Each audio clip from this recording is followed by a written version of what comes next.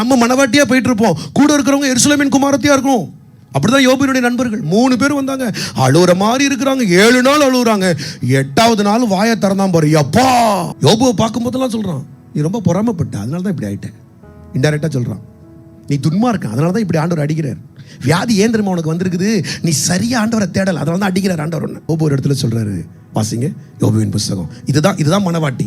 யோபு 12ஆம் அதிகாரத்துக்கு எடுத்துக்கொள்ளுங்க, 3ஆம் வசனத்திலிருந்து வாசிங்க. உங்களைப் போல எனக்கும் புத்தி உண்டு, உங்களிலும் நான் தாழ்ந்தவன் அல்ல. என்னது உலகமே பொறாம உலகம். இந்த 3 பேரும் பொறாமப்பட்டுன்றது யோபுக்கு இப்பதான் தெரியுது.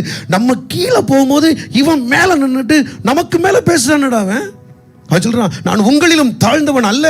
அடுத்து வாசிங்க. இப்படிப்பட்டவைகளை அறியாதவன் யார்? என் சிநேகிதரால் நான் நிந்திக்கப்பட்டு தேவனை நோக்கி பிரார்த்திப்பேன். அவர் எனக்கு மறு உத்தரவு அருளுவார். உத்தமனாகிய நீதிமான் பரியாசம் பண்ணப்படுகிறார். யாரு பரியாசம் பண்றது? இந்துக்கள் அல்ல, அவங்க எல்லாம் நல்லவங்க. ஆனா குத்துறது யார் தெரியுமா? எருசலேமின் குமாரத்திகள்.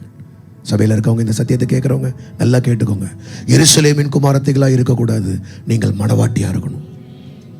ஒரு அல்லேலூயா சொல்றீங்களா?